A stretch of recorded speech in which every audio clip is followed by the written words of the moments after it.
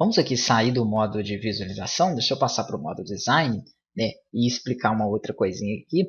Esta parte, então, aonde inicia o amarelo, que vai aqui, vou criar um outro retângulo qualquer para a gente entender, ó, que inicia da parte, essa parte aqui onde eu criei o retângulo, do amarelo ali até a outra margem. Vamos colocar aqui uma cor diferente das demais, pode ser preta, ok, perfeito. Então, esta área é a área que eu criei de 1200. O que passar para fora dela vai ficar em 100% dentro da sua página. Eu abri ela aqui, ó, vamos visualizar.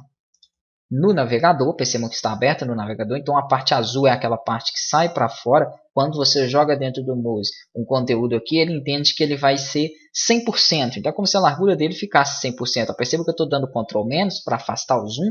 E independentemente da resolução em que eu abri, pode ser numa televisão, pode ser num celular, sempre vai estar de um lado ao outro aquela área. Já não aconteceu com a parte amarela, que é, então, o tamanho de 100%, o tamanho real é esse, ó, aqui ela começa, esses outros são 20 de pixels que tem, então ela começa aqui, perdão, esse aqui é o restante que sobrou da minha resolução aqui, se eu não me engano, é 1366. Como o layout é 1200, vai sobrar um pouco de cada lado, só que neste lado aqui também tem 20 pixels aí, que é a diferença de margem, que pode ser vista aqui, ó.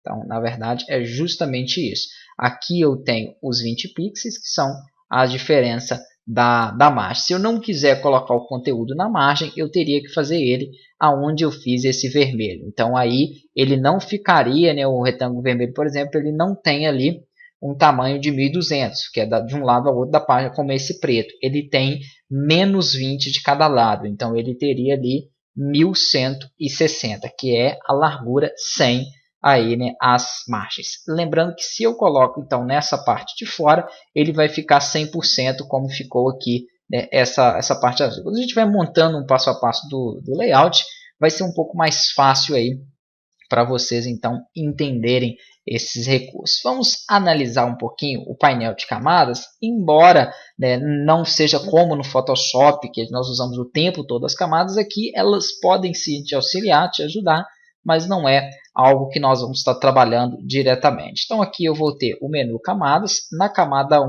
que é justamente a área, né, onde eu tenho aqui a minha página, no caso, ele tem 4 retângulos, foi 4 objetos que eu criei. Claro que se eu for colocando objetos diferenciados, vamos aqui pegar, por exemplo, a ferramenta texto, aplicar aqui uma caixa de texto, ó. Clico, seguro e arrasto, ele vai gerar então aí uma caixa de texto. Eu vou digitar um outro conteúdo, ele vai acrescentar para mim dentro dessa camada, dentro dessas opções de camada 1, uma nova camada aqui com o texto em que eu inseri. Para renomear, basta dar um duplo clique, aí você vai ter então as opções aqui de renomear as camadas. Ó, retângulo aqui eu poderia colocar, por exemplo, retângulo, não sei nem qual que foi esse, né? Para saber é só clicar no olhinho e sai. Então, retângulo preto. Vou colocar aqui, ó, hatch preto e assim por diante. Posso ocultar, habilitar aqui através do olhinho, posso bloquear a camada aqui, né, para que ela não seja utilizada. Tem as opções aqui para trabalhar também a exclusão, né, deleção, exclusão, criação de nova camada.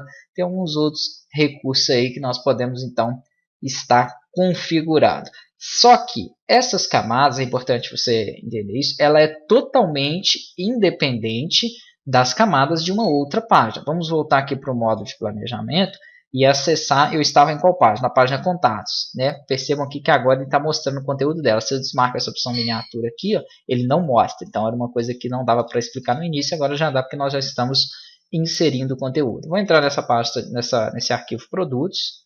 Percebam que a página de camada dele está vazia. Só vai começar a inserir conteúdo ali quando eu começar então a colocar.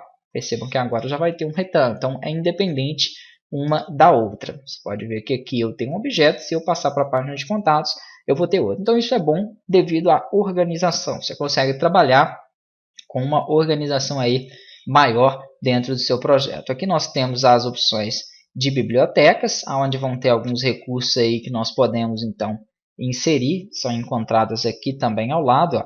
Isso aqui são as versões da Creative Cloud, elas colocam, né, recursos entre um programa e outro. Então eu posso criar uma textura no Photoshop, colocar isso na biblioteca e aqui dentro do Fireworks, ou dentro do Adobe Music, dentro do InDesign, qualquer outro, eu posso então conectar e utilizar aquele recurso. E aqui os itens, né, também que eu posso estar acrescentando. Depois nós veremos aí sobre os itens. As bibliotecas eu explico aí na parte do curso de Photoshop.